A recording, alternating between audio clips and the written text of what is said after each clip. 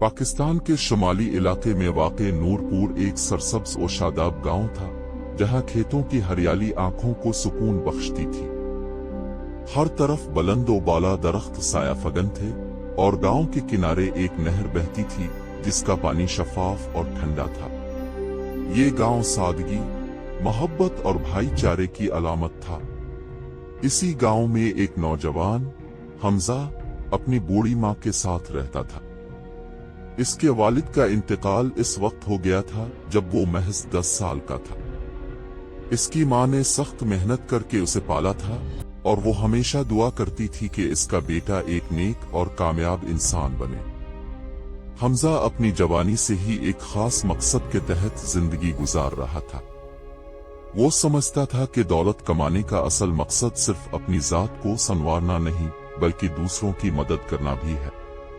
वो हमेशा गरीबों की मदद करता, मस्जिद में चंदा देता, यतीमों की कफालत करता और बीमारों के इलाज में बढ़ चढ़ कर हिस्सा लेता। सखावत की राह में तमाम दौलत लिटा देना। चंद सालों में हमजा ने जो कुछ भी कमाया था वो सब अल्लाह की राह में खर्च कर दिया। उसने सोचा था कि अल्लाह इसका सिला जरूर देगा, लेकिन हालात कुछ और रुख इख्तियार करने लगे। पहले उसकी नौकरी चली गई, फिर इसके जमा शुदा पैसे खत्म हो गए। दोस्तों ने मदद करने से इनकार कर दिया। गांव के लोग मजाक उड़ाने लगे कि देखो, ये अल्लाह के नाम पर सब कुछ लिटा बैठा। हमजा के लिए ये सब कुछ एक इम्तिहान था।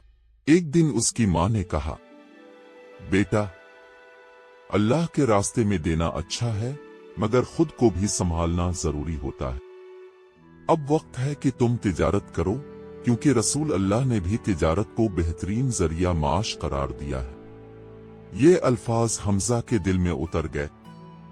उसने एक जमींदार से कर्ज लिया और खुश्क मेवाजात का छोटा कारोबार शुरू किया।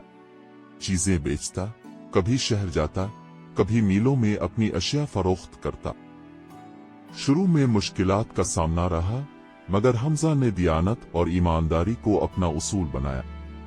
वो कभी झूठ ना बोलता, नाप तोल में कमी ना करता और हमेशा अखलाक से पेश आता। एक बार एक शख्स ने ज्यादा कीमत देने की कोशिश की तो हमजा ने फौरन कहा, नहीं भाई, जितनी कीमत है बस इतनी ही दो।